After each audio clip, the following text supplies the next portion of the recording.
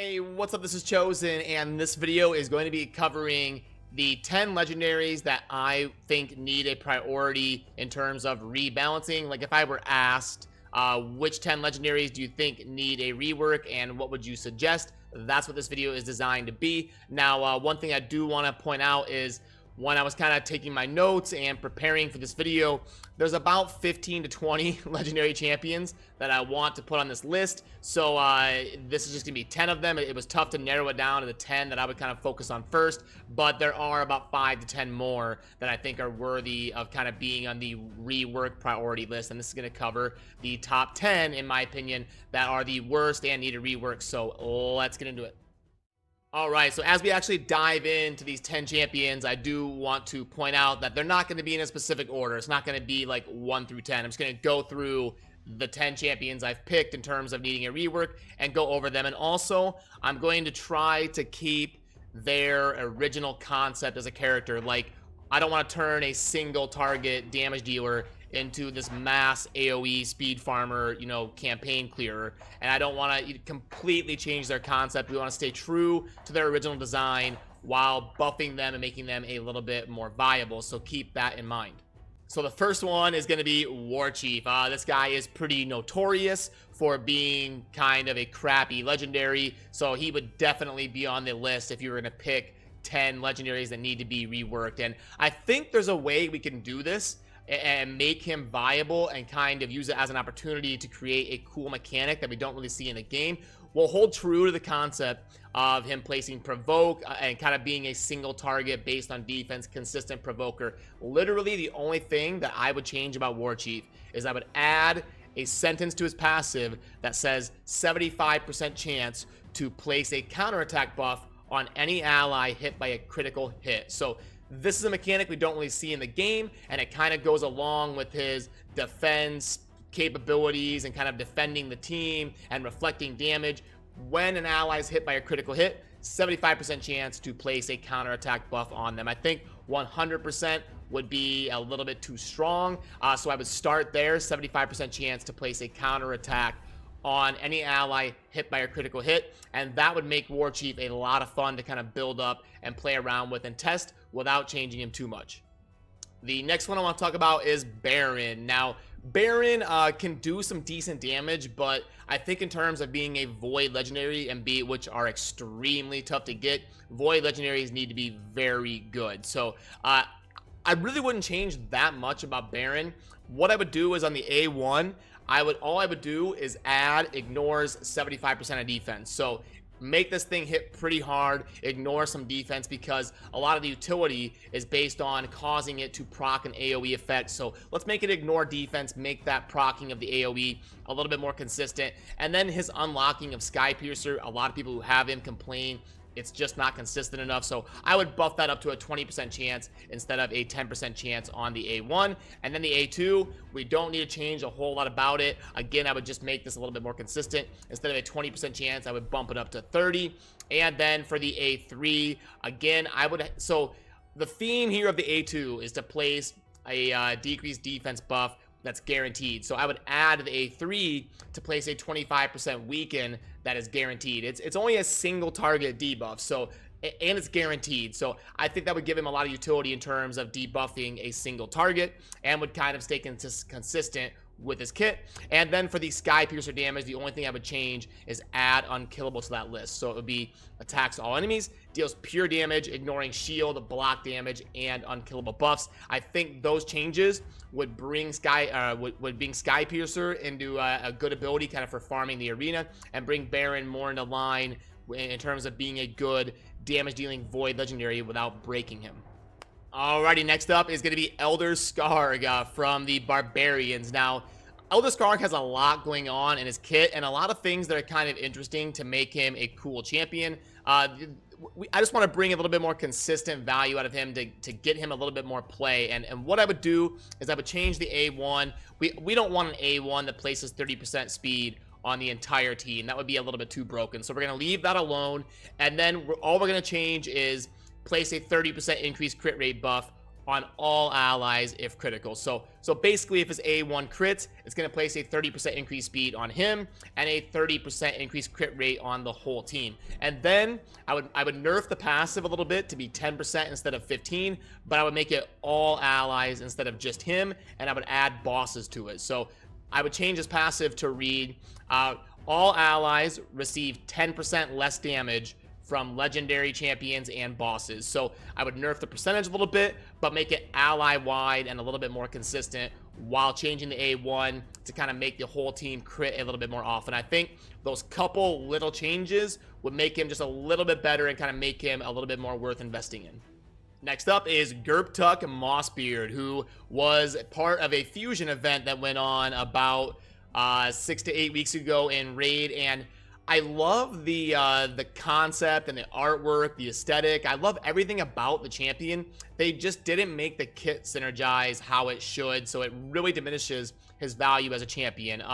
But I like where the head was at in terms of kind of the balancing act required to bring value out of him and buffing damage and kind of where they were going in terms of trying to be creative. Literally, the only thing I would change is I would make this maxed out be 3 turns. Instead of lowering it to 2 turns, I would maybe add a little bit more utility to this and leave it at a 3-turn maximum so that we can use it in a clan boss scenario as a cleanse. And then instead of remove all debuffs from an ally, I would change it to remove all debuffs except for poison, because what he does is he places a bunch of poisons on all allies for 3 turns that can't be resisted or blocked, and those allies do more damage because of his passive. So to then cleanse those poisons kind of makes his whole kit design seem a little bit weird. So he's designed, his A1 is going to kind of negate those poisons and place continuous heals, but then if you're cleansing them constantly, it kind of diminishes the value of that. So I would just change that to be remove all debuffs from an ally except for poison. And that's really the only change that would be needed, other than making his cooldown, removing that book and just leaving it at 3 turns so you can build him in terms of a clan boss rotation. Do those couple things and Gerptuk would see a lot more play.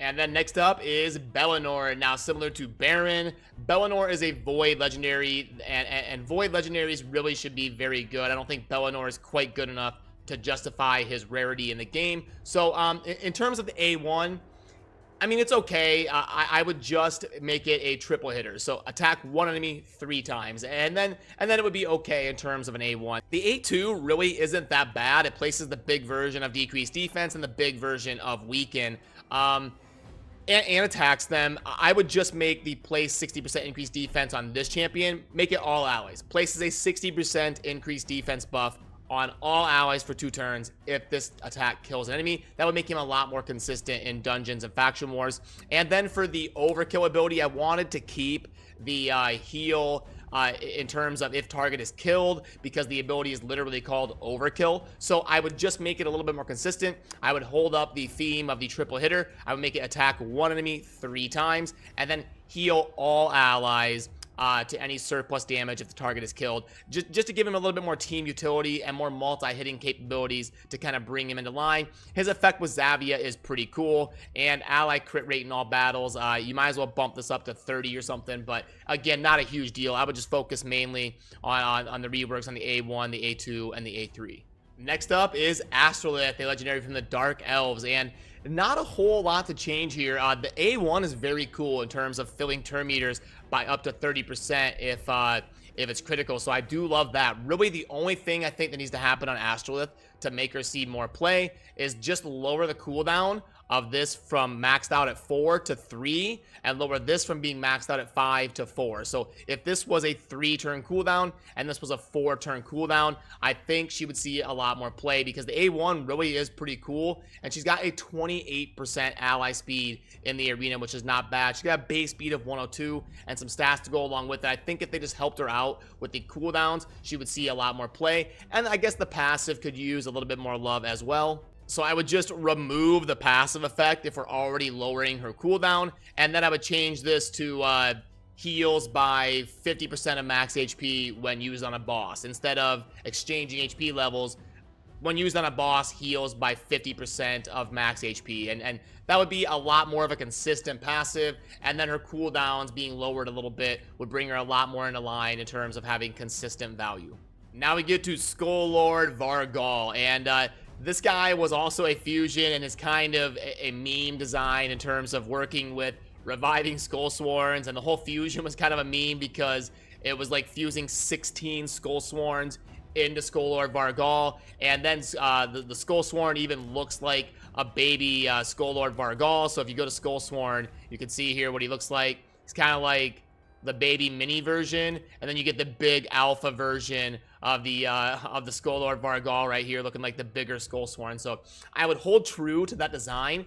I would just make the passive, if a Skull Sworn is revived, place a 50% increase attack buff on all allies for 2 turns. So you can basically keep that Skull Sworn to get higher value, and then also pair it with other champions that use attack as long as you are reviving a Skull Sworn. And the strategy is actually viable in Faction Wars. I show a video on my channel where I use Skull Lord Varg and Skull Sworn in terms of completing Faction Wars. And so it is viable in terms of that stuff. And then really all you need to change is I would take his Abyssal Clutch and make it a 3-turn cooldown when maxed, instead of just a 4-turn, because it only places 1 debuff. So I don't think that, and it's decreased attack, so it's not like a defense break or anything. And with him being a legendary, I think having that on a 3-turn cooldown, especially if you're willing to invest that many books into it, I don't think that would break him at all. And I think that would make him a little bit more fun in terms of playing around with the reviving Skull Sworns, and then make his decreased attack and AoE damage a little bit more consistent.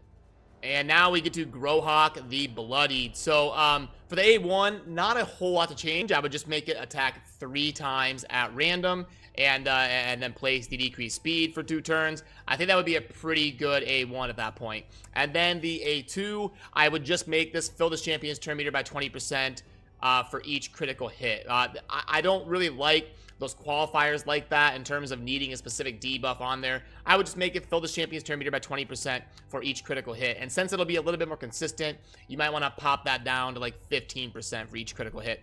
Then on the A3, attack 1 enemy and steal the target's turn meter. Then place a leech debuff for 2 turns that cannot be resisted. I think if you add that, that would be a pretty impactful A3 there, just by adding a little bit of utility, because sometimes you may attack 1 enemy on auto and not steal much turn meters. So with the cooldown being 4 turns, if we went ahead and added a leech for 2 turns, I think it would make that Lord of War ability a little bit more reliable. And also, he kind of goes with the blood and bleeding theme, and I think placing a leech debuff would kind of fit with his design. The aura is very good, ally speed in dungeons by 24%. So I think with just those couple changes, that would really completely change the landscape of Grohawk the Bloodied. Then we're going to stay in the orcs and go to Tila Gore main. Now, in terms of Tila, Leech did get buffed recently, so she's not as bad as she kind of used to be. I would just try something fun here. I would go on the A1, attack 1 enemy, steals 1 random buff from the target, and places it on all allies. That one change would make her pretty solid. If she has the accuracy to steal a buff consistently and then place it on all allies for 1 turn, I think that would be pretty cool. Attack 1 enemy, steal 1 random buff, place it on all allies for 1 turn. I think that would really be a cool A1 and really bring a whole lot more value out of her. I think that alone would kind of bring her into seeing a lot of play without even needing to touch the A2 and the A3. I think that would be a really fun mechanic to add to Tila. And then the last one I'm going to go over here is Kandra Thawne. Now, this guy is also pretty notorious for really needing some love. And what I would do if I were going to rework him is he's an AoE damage dealer, and then he's based around getting a kill and resetting the skill of buffing himself with Veil and increased attack. So with him already being a damage dealer based around AoE, I would just change his A1 from attack 1 enemy to attack all enemies. Make that change alone, and then give it a baby defense break. So attack all enemies and place a 30% decreased defense on every hit. So every hit, as long as he has good accuracy, he will place that decreased defense. It would also make him a little bit tougher to gear, because if you want value out of the A1, now you would need to go ahead and gear him with accuracy. So it would make him a little bit more gear dependent, but it would also make his kit a lot more consistent and his A1 pretty solid in terms of keeping consistent AoE, decreased defense on your enemies, even though it is the baby version. I think if we gave him the big version, it would make the A1 a little bit too good, and we can go ahead and just remove the extra hit on increased attack. That's a weird qualifier that you're never really going to get value out of anyway, so I would just change the A1, attack all enemies, and place a 30% decreased defense debuff on any target. So if you make that one change, that alone I think would bring him into seeing a lot of play.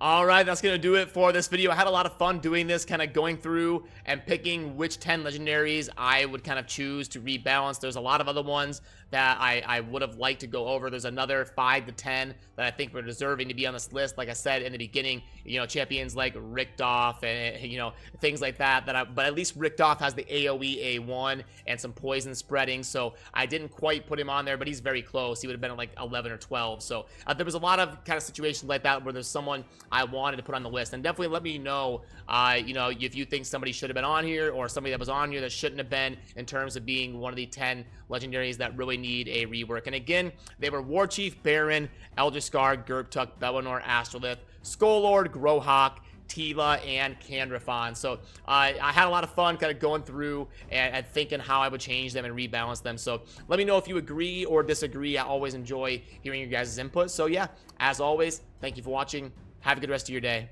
Peace.